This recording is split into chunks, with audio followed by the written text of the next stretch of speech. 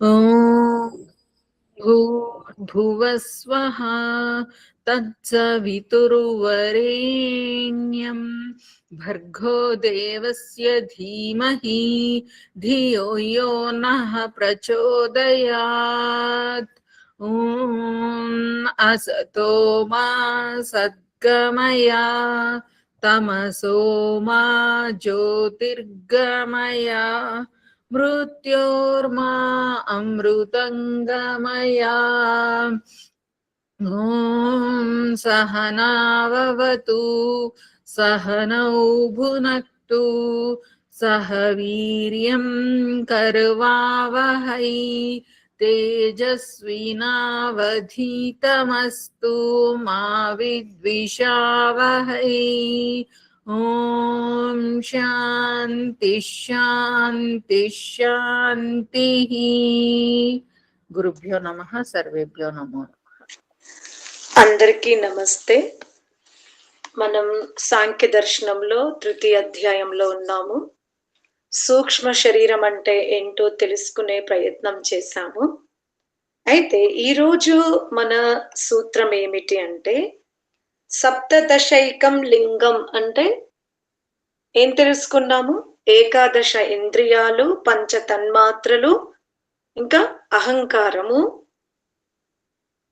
ఇంకేంటి సప్త అంటే 17. 17 అంటే ఏమేం చెప్పా? మనస్సు, బుద్ధి, చిత్తము. ఇవన్నీ కలిపి 17. ఇవన్నీ కూడా ఎందులో ఉంటవి? సూక్ష్మ శరీరంలో ఉంటవి. అయితే ఇక్కడ ఒక ప్రశ్న ఏమిటి అంటే, సూక్ష్మ శరీరానికి స్థూల శరీరానికి ఉన్న భేదం ఏమిటి? అటులనే లోకములో లింగ భేదం కూడా ఉంది. అంటే స్త్రీలింగము, పుల్లింగము, నపుంసకలింగం. సూక్ష్మ శరీరము స్థూల శరీరం వలె కాదు. అటులనే లోకమున స్త్రీ శరీర వికాసము గాని, పురుష శరీర వికాసము గాని, నపుంసక లింగ శరీర వికాసము కానీ ఒకలా ఉండదు. మరి ఇంత విభిన్నత ఎందుకు అంటే, స్త్రీగా పుట్టడం కూడా కర్మఫలమా? నపుంసక లింగముగా పుట్టడం కూడా కర్మఫలమా? పురుష లింగముతో పుట్టడము కూడా కర్మఫలమా అని ఇవన్నీ ప్రశ్నలు ఇందులో దాగి ఉన్నవి. మీరందరూ కూడా ఇక జరుగుతున్న సూత్రాలని చాలా జాగ్రత్తగా వినండి. ఇక్కడ సూక్ష్మ శరీరం యొక్క వ్యత్యాసము చెప్తూ, మరి సూక్ష్మ శరీరము అందరికీ ఒకేలాగా ఉంది. అది నపుంసక లింగానికి కానీ, స్త్రీలింగానికి కానీ, పురుషలింగానికి కానీ ఒకేలాగా ఉంది. ఎక్కడ వ్యత్యాసం ఉంది అనేది, ఈ స్థూల దేహములో కూడా దేహ అవయవాలు కూడా బహిర్గత అవయవాలు మాత్రమే. చాలా జాగ్రత్తగా తెలుసుకోండి. సూక్ష్మ దేహము స్త్రీలింగానికి, పుల్లింగానికి, నపుంసక లింగానికి సామర్థ్యంతో చూసుకోకండి. అవయవాలు మాత్రం అందరికీ చాలా జాగ్రత్తగా వినండి ఈ సూత్రాలు. మీరు ఇక్కడ సామర్థ్యము తీసుకోవద్దు. ఏవైతే మనం సప్తదశ ఇంద్రియాలు అన్నామో, పంచ జ్ఞానేంద్రియాలు, పంచ కర్మేంద్రియాలు, తర్వాత పంచ తన్మాత్రలు, మనస్సు, బుద్ధి, చిత్తము, ఇవి ప్రతి ఒక్కరిలో ఒకేలాగా ఉంటది. ఎక్కడ మనకు రూపాంతరం అవుతున్నవి అనంటే, స్థూల దేహమున మాత్రమే రూపాంతరం అవుతుంది. స్థూల దేహమున కూడా కొన్ని గోలకాలు, మాతృత్వ వ్యవస్థ, సంతానోత్పత్తి వ్యవస్థ ఇటువంటి కొన్ని మార్పులు స్థూల దేహములో లింగ భేదముతో మనం చూస్తూ ఉన్నాం. కానీ సూక్ష్మ దేహములో ఉన్నటువంటి పంచ జ్ఞానేంద్రియాలు కానీ పంచ కర్మేంద్రియాలు, పంచ తన్మాత్రలు, మనసు, బుద్ధి, చిత్తము, అహంకారం, ఇవి మాత్రం అందరికీ ఉన్నది. అర్థమైందా? మరి ఇప్పుడు జీవుడు, నేను మీకు గత క్లాస్ లో కూడా చెప్పా, ఏంటి మృతదేహమున వ్యాధులున్నాయా, సూక్ష్మ దేహముల ఉన్నాయా? ఒక వ్యక్తి అనేక రకాల భయంకరమైన వ్యాధితో ఉడ్డీయమానం ఎగిరిపోయాడు ఆ దేహము నుండి. ఆ దేహములో ఉన్నప్పుడు ఆ దేహములో ఉన్న సమస్త వ్యాధులని అనుభవించాడు. ఎప్పుడు? ఆ దేహమున ఉన్నప్పుడు. ఇప్పుడు ఇక్కడ ప్రశ్న, వెళ్ళిపోయేటప్పుడు ఆ వ్యాధులతో వెళ్ళాడా? లేదు. మరి ఎక్కడ ఉండే ఆ వ్యాధులు? వెళ్ళేటప్పుడు లేవని చెప్తున్నారు. మరి ఆ వ్యాధులు ఎక్కడున్నవి? స్థూల దేహానికి. స్థూల దేహం. ఈ స్థూల దేహం మనకెదురుగా ఉన్నప్పుడు అంతకు ముందు అబ్బా ఈ నొప్పి అవస్థ, ఈ స్థితి ఇప్పుడు ఈ స్థూల దేహంలో కనబడుతుందా? కనబడతలేదు. అర్థమైందా? అంటే ఇక్కడ ఎంత సూక్ష్మంగా ఉందో మీరు తెలుసుకోండి.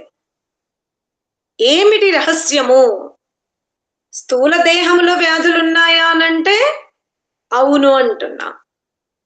జీవుడు వెళ్ళిపోయేటప్పుడు ఎలా వెళ్తున్నాడు అంటే సూక్ష్మదేహంతో వెళ్తున్నాడు. మరి స్థూల దేహంలో వ్యాధులుంటే ఆ దేహం ఇక్కడే ఉంది కదా, మరి దానికి ఎందుకు చికిత్స మనం చేయడం లేదు అనేది ఇక్కడ అన్నింటి రకాలుగా ప్రశ్న నుండి ఒక సూత్రం అడుగుతున్నాడు. వ్యక్తి భేద కర్మ విశేషాత్.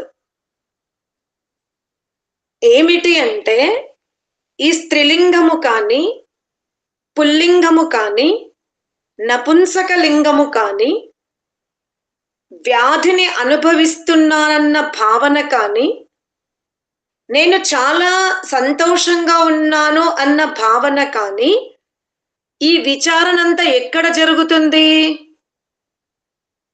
నాకు ఈ నొప్పి ఉంది, ఈరోజు నేను చాలా ప్రశాంతంగా పడుకున్నా అనే ఈ భావనంతా ఏ ఇంద్రియమున జరుగుతుంది? మనస్సులో. మనస్సులో ఒకట, శరీరం ఒకట, ఆత్మ ఉన్నప్పుడు జరుగుతుంది. నేను తల ఊపుతున్నా నిర్ణయం ఎక్కడ తీసుకుంటాం మనం? బుద్ధిలో. అర్థమైందా? మన ఈ నేను అనుభూతి అంతా కూడా, అది ప్రతికూల అనుభూతి కానివ్వండి, దుఃఖ అనుభూతి కానివ్వండి, దేని ద్వారా మనము దాన్ని కనెక్ట్ అవుతున్నాం, దాన్ని మనం వ్యక్తపరుస్తున్నాము అంటే బుద్ధి ద్వారా. బుద్ధి ఎందులో ఉంది? సూక్ష్మ దేహములో ఉందా, స్థూల దేహమున ఉందా? సూక్ష్మ దేహంలో ఉంది. సూక్ష్మ దేహంలో ఉంది. మరి ఇప్పుడు జీవుడు వెళ్ళేటప్పుడు సూక్ష్మ దేహముతో వెళ్తాడు అంటే అందులో బుద్ధియుక్తంగా వెళ్తున్నాడా, బుద్ధి రహితంగా వెళ్తున్నాడా? బుద్ధియుక్తంగా వెళ్తున్నాడు. బుద్ధియుక్తంగా వెళ్తున్నాడు. అంటే దీని అర్థం ఏంటి? అతను ముందు ధరించి ఉన్నటువంటి ఇక్కడ ఏదైతే దేహం ఉందో ఆ దేహంలో ఇప్పుడు బుద్ధ్యాది ఇంద్రియాలు పోనీ స్థూల దేహమున ఉన్న వ్యాధులు బుద్ధ్యాది ఇంద్రియాదుల యందు ఉన్నాయా? లేవు. ఇది మీరు తెలుసుకోండి. స్థూల దేహమున గల ప్రతికూల పరిస్థితి, అనుకూల పరిస్థితి సూక్ష్మ దేహమున ఉండవు. అలాగే సూక్ష్మ దేహము యొక్క సామర్థ్యము స్థూల దేహమున ఉండదు. కానీ స్థూల దేహమున జరుగుతున్నటువంటి ప్రతిక్రియకు కూడా ఎవరు ప్రభావితం అవుతున్నారు?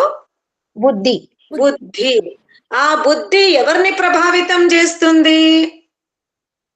స్థూల దేహాన్ని. స్థూల దేహములో జరుగుతున్న ప్రతిక్రియకు జీవాత్మ. జీవాత్మ. అర్థమైందా? స్థూల దేహముల జరుగుతున్నటువంటి మంచికి చెడు, అది రోగం అనండి, సంతోషం అనండి, బాధ అనండి, అవమానం అనండి, ఆభరణాలు ధరించడం, ఏదైనా తీసుకోండి. స్థూల దేహములో జరుగుతున్నటువంటి క్రియకు ఎవరు ప్రభావితులవుతున్నారు అంటే జీవాత్మ. బుద్ధి. మళ్ళీ మీరు బుద్ధియే. బుద్ధి. ఆ బుద్ధి ఎవరిని ప్రభావితం చేస్తుంది? జీవాత్మ. డైరెక్ట్ గా జీవాత్మను అనకండి. అర్థమైందా?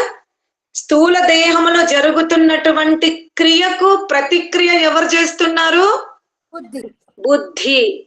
ఆ బుద్ధి యొక్క ప్రభావం ఎవరి మీద పడుతుంది? జీవుడి మీద. ఆత్మ మీద పడుతుంది. అర్థమైందా? మళ్ళీ మర్చిపోతారా? మర్చిపోలేదు. ఇప్పుడు గుర్తు పెట్టుకోండి, స్థూల దేహములో జరుగుతున్న వ్యాధి నొప్పి కానివ్వండి, ఔషధము వాడిన తర్వాత వ్యాధి తొలగిపోయిన గొప్ప అనుభూతి కానివ్వండి, ఏవైనా స్థితులను ఎవరు దాని యొక్క ప్రతిక్రియ ఎవరు చేస్తున్నారు అంటే బుద్ధి. ఆ బుద్ధిలో జరుగుతున్నటువంటి క్రియను ఎవరు అంటే ఎవరికి ప్రభావితం చేస్తుంది బుద్ధి అంటే? జీవాత్మను. ఆత్మకు, జీవాత్మకు. అర్థమైందా? అంటే ఇక్కడ మనకి ఏం తెలుస్తుంది? మన కర్మాశయం అంతా కూడా ఎందులో ఉంది? మన కర్మాశయము, మన వివిధ ఆలోచనలు అన్ని కూడా ఎందులో ఉన్నవి? సూక్ష్మ శరీరములోనే ఉన్నవి. కానీ మరి సూక్ష్మ శరీరములో ఉన్నటువంటి బుద్ధి వలననే మనం అప్పుడప్పుడు స్త్రీలింగంలా పుడుతున్నాము, అప్పుడప్పుడు పురుషలింగంలో పుడుతున్నాం. మరి సమస్త శాస్త్రీయ జ్ఞానము, దానికి సాధన మన దేహములో ఏ ఇంద్రియము చెప్పండి? శాస్త్రీయ జ్ఞానమును అందుకునేది మన శరీరములో ఏ ఇంద్రియం?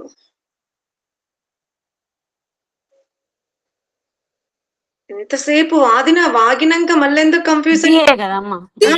ఎవరిని అదే అడుగుతున్నా. బుద్ధి. ఇప్పుడు ఏమన్నాము? సూక్ష్మ దేహానికి లింగ భేదము లేదు. అర్థమవుతుందా? సూక్ష్మ దేహానికి లింగ భేదము లేదు. సందేహం కాకుండా మొత్తం మీ నుండి రాని పూసలు వచ్చినట్టుగా ఇక్కడ స్థూల దేహంలోనే మార్పు ఉంది. ఏంటి? కొన్ని గోళకాలు, స్త్రీ రూప గోళకాలు వేరున్నవి, పురుష రూప గోళకాలు ఇప్పుడు గోళకాలు వేరని తెలుసుకున్నాము, సూక్ష్మ శరీరము వేరు.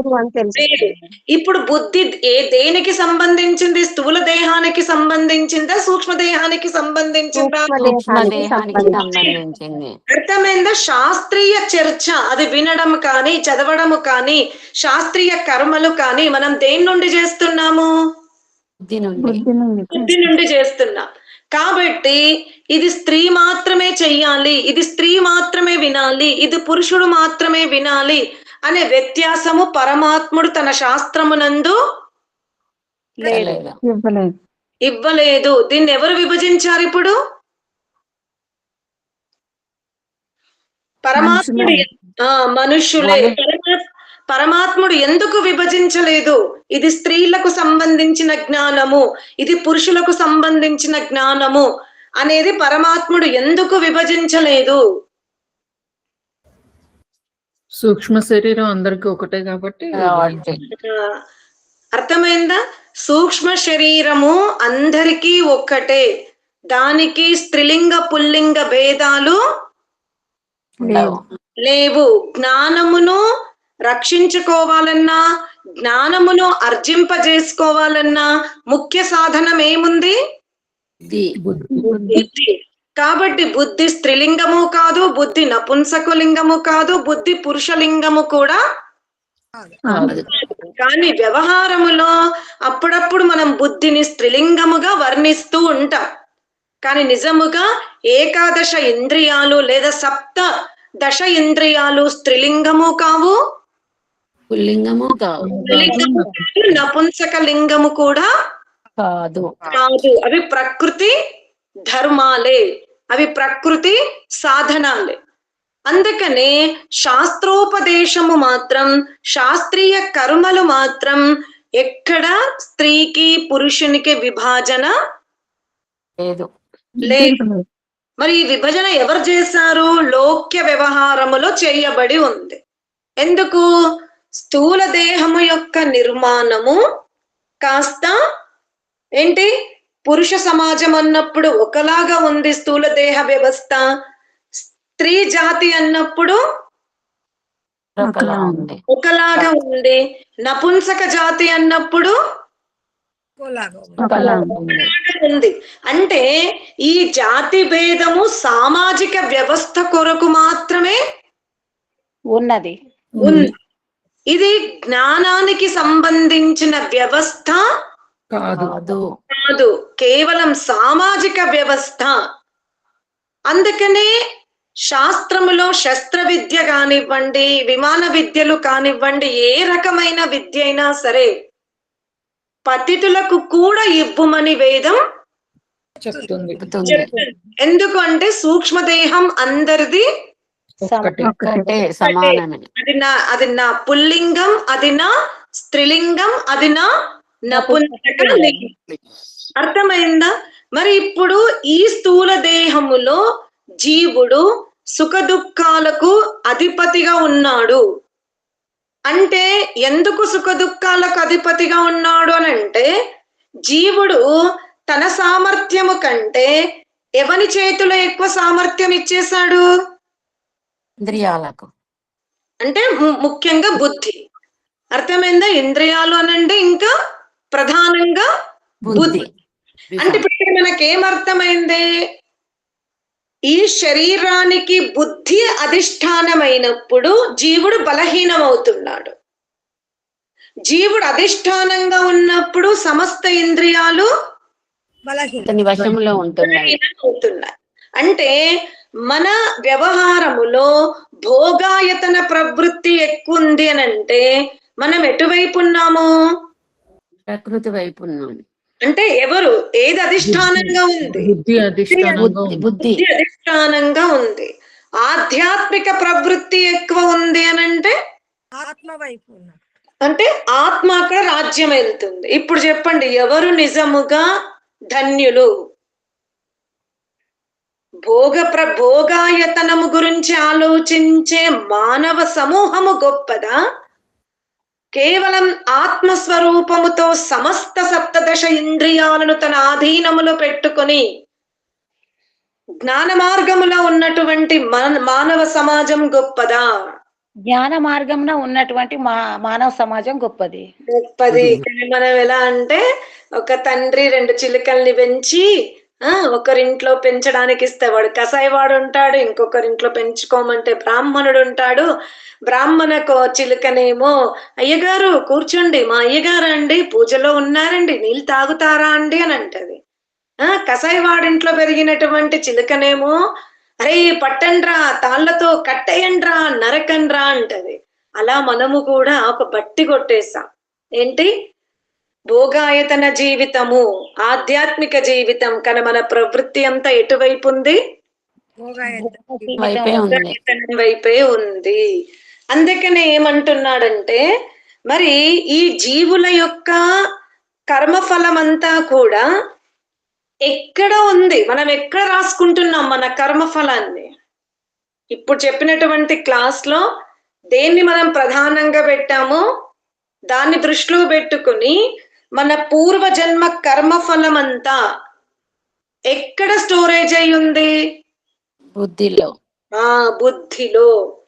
అందుకనే ప్రారబ్ధాన్ని కూడా మనం జ్ఞానము చేత ఏం చేయగలుగుతాము? తొలగించుకోగలుగుతాం. ఎందువల్ల అంటే మన బుద్ధిలో ఉన్నటువంటి సమస్త జ్ఞానము ఏదైతే ఉందో దానిని వర్తమానములో శాస్త్రీయ జ్ఞానము చేత మన అదృష్టాన్ని మనం మార్చుకోగలిగే అవకాశం ఉంది. అంటే ఇక్కడ ఏంటి? నీవు బుద్ధికి స్వామిగా ఉంటే ఒక రకమైన జీవితం అనుభవిస్తావు, బుద్ధియే నీకు స్వామిగా ఉంటే ఇంకొక రకమైన జీవితాన్ని అనుభవిస్తావు. అంటే నీ బుద్ధిలో ఉన్నదంతా కూడా గత అదృష్టమే. నీ బుద్ధిలో ఉన్నది గత అదృష్టం. గత అదృష్టం. ఒకవేళ వర్తమానములో నీవు అధిష్టానముగా ఉంటే నువ్వు గతాన్ని కూడా అదృష్టంగా మార్చుకోగలుగుతాం. మార్చేయగలుగుతావు అని అంటున్నాడు. మరి అటులైనా న స్వాతంత్ర తద్రితే ఛాయాపచిత్రవచ్చ. ఓహో, ఈ గందరగోళమంతా కూడా బుద్ధి వల్లనే జరుగుతుంది కదా, బుద్ధిలోనే కదా జీవుడు అదృష్టంని జాగ్రత్తగా స్టోరేజ్ చేసుకొని ఈ లోకానికి వచ్చాడు. మరి ఈ బుద్ధి అనే ఇంద్రియమే లేకపోతే అయిపోతది కదా అని ఇంకొకరు ప్రశ్నిస్తున్నారు. అంటే ఇప్పుడు మనం ఒక చిత్రపటాన్ని తీసేటప్పుడు ఏం చేస్తున్నాము, అనేక సాధనాలు ఉంటేనే మనం చిత్రాన్ని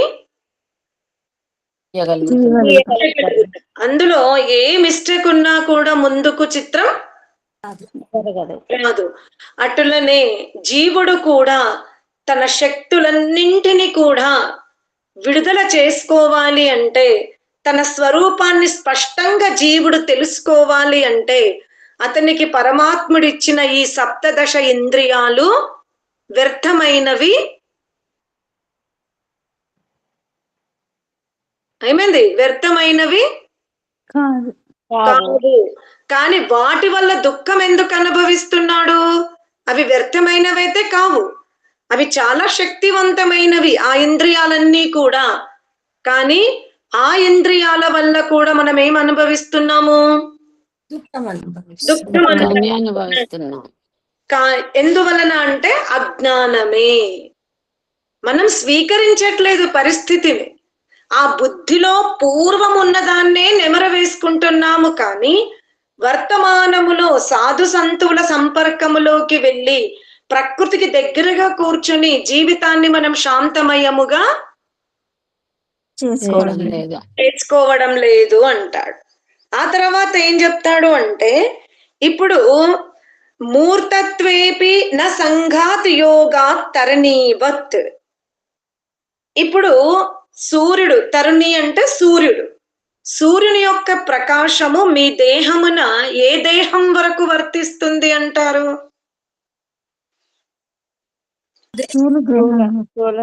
సూర్యుని యొక్క ప్రకాశము మీకున్నటువంటి దేహాలలో ఏ దేహం వరకు అది సీమితం? దేహం వరకు. కేవలం అది స్థూల దేహం వరకే సీమితం. అంటే స్థూల దేహంలో ఏమేమి వస్తవి? నేను మొన్న అంతకుముందు కూడా వివరించా. రక్తము, మాంసము, నర్వస్ సిస్టము అంతా కూడా దేనికి సంబంధించింది? శరీరానికి సంబంధించింది. అంటే సూర్యుని యొక్క ప్రభావము చేత ఏవైతే అన్నాదుల ఉత్పత్తి జరుగుతుందో, ఇక్కడ అన్నాదులు అంటే జలము తీసుకోవచ్చు, వాయువు తీసుకోవచ్చు, వివిధ ధాన్యములన్నీ కూడా సూర్యుని యొక్క ప్రకాశముతో ఏ అన్నాదుల వ్యవస్థ ఉందో ఆ వ్యవస్థ అంతా ఎంతవరకు లోపల యాత్ర చేస్తుంది అంటే స్థూల దేహం వరకే చెయ్యగలుగుతుంది. అంటే సూర్యుని యొక్క ప్రకాశము, సూర్యుని యొక్క కాంతి, సూర్యునిలో ఉన్నటువంటి శక్తి కేవలము స్థూల దేహము వరకు మాత్రమే చేయగలుగుతుంది.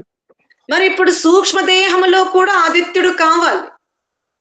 ఎటుల స్థూల దేహమునకు ఆదిత్యుడు కావాలో, ఆదిత్యుని ద్వారా ఏవైతే అన్నాదుల ఉత్పత్తి జరుగుతుందో ఆ అన్నాదుల ఉత్పత్తితోని సూర్యుని కాంతితో స్థూల దేహం ఏమైతుంది? ఆరోగ్యంగా ఉంది.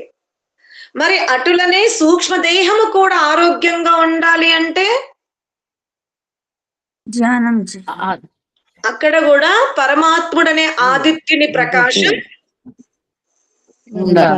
ఉండాలి. ఇప్పుడు అర్థమైందా? ఎలా సూర్యుని యొక్క ప్రకాశం, ఇక్కడ ఇద్దరిని తీసుకోండి.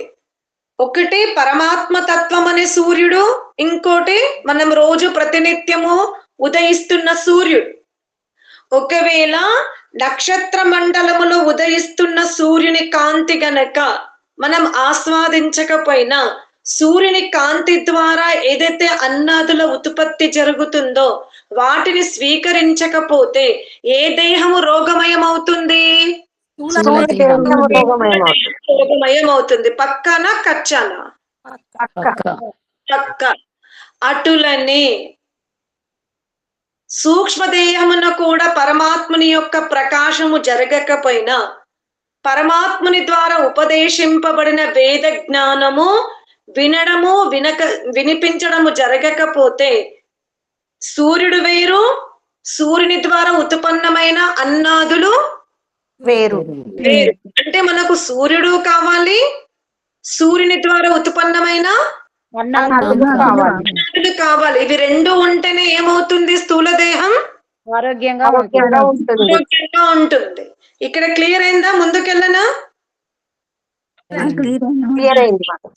ఇప్పుడు కూడా అటులనే ఇప్పుడు సూక్ష్మదేహము, ఈ సూక్ష్మదేహములో పరమాత్ముడు ఉండాలి, పరమాత్మని చేత ఉపదేశింపబడిన వేద జ్ఞానము కూడా ఉండాలి. పరమాత్ముడు లేకపోయినా, పరమాత్ముని ద్వారా ఉపదేశింపబడిన వేద జ్ఞానము లేకపోతే సూక్ష్మదేహం ఏమైపోతుంది? బలహీనపడిపోతుంది. అది కూడా వ్యాధిమయం అవుతుంది. అర్థమైందా? అయితే స్థూల దేహము లాంటి వ్యాధి సూక్ష్మదేహములో ఉండదు. సూక్ష్మదేహం యొక్క వ్యాధి ఏంటి చెప్పండి? బంధములో పడిపోవడం, బంధాలలో పడిపోవడం అమ్మా. ఒకటి ఇంకా సూక్ష్మదేహములో ఉన్న వ్యాధులు చెప్పండి. అజ్ఞానము, రాగద్వేషాలు. సూక్ష్మదేహంలో పరమాత్మ తోటి సంబంధం మంచిగా పెట్టుకుంటే మంచి జన్మలు వస్తాయి, మోక్షానికి వెళ్ళగలిగే దారి వస్తుంది. లేకపోతే కిందికి పడిపోతాం. Okay, good. ఇంకా చాలా బాగా చెప్పారు. ఇంకా ట్రై చేయండి. సూక్ష్మదేహ వ్యాధులు, స్థూల దేహ వ్యాధులు చెప్పిన. స్థూల దేహం నుంచి వ్యాధులు రక్షించుకోవాలంటే మనకు సూర్యుడు కావాలి, సూర్యుని కాంతి ద్వారా ఉత్పన్నమైన అన్నాదులు కూడా మనం సేవించాలి.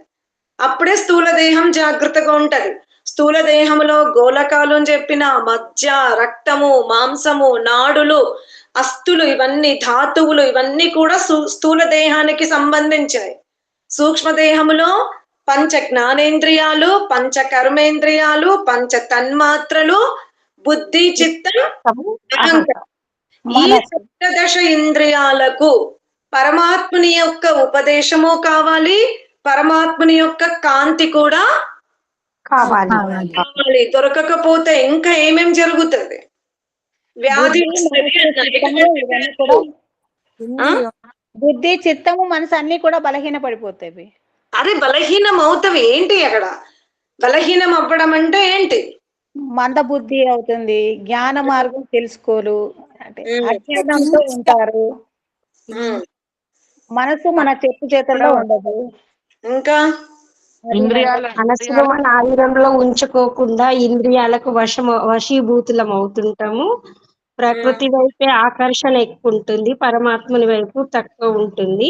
ఈ పరమాత్మ జ్ఞానం తెలుసుకోలేకపోతే ఇంకా అంధకారంలోనే పడిపోతూ వివిధ యోనులకు వెళ్లే అవకాశం ఉంటుందని అర్థం. కొంచెం యాత్ర ముందుకు చేస్తారు. ఇంకా అనారోగ్యం కూడా వస్తుందమ్మా. అనారోగ్యం స్థూల దేహానికి సంబంధించింది, వదిలేయండి. ఇప్పుడు సూక్ష్మ దేహం ఇంకా ఏం నష్టం అవుతుంది? పరమాత్మ వైపుకు వెళ్ళేదానికి మనం ఉత్సాహంగా ముందుకెళ్ళగల శక్తి సామర్థ్యాలు వస్తాయి మనకు. వీటిని విచ్ఛిన్నం చేసుకునే అవకాశం అనేది కోల్పోతాము. ఎంత పరమాత్మని వైపు ఎక్కువ వెళ్ళగలిగితే అప్పుడు ఈ దేహాలను ఈ సూక్ష్మ దేహంలో ఉన్న వాటిని, ఇంద్రియాలన్నింటినీ విచ్ఛిన్నం చేసుకోగలుగుతాం. పరమాత్మని వైపు ధ్యానంలో ఉంటూ పరమాత్మనికే అంకితము ఎంది నిష్కామ కర్మలు చేస్తూ ఉంటే అప్పుడు విచ్ఛిన్నం చేసుకునే అవకాశము కలుగుతుంది అని అనిపిస్తుంది. సరేరా స్మిత, నీ రికార్డ్ ఆఫ్ చేసి. ఓకే. ఓం శాంతి శాంతి శాంతి.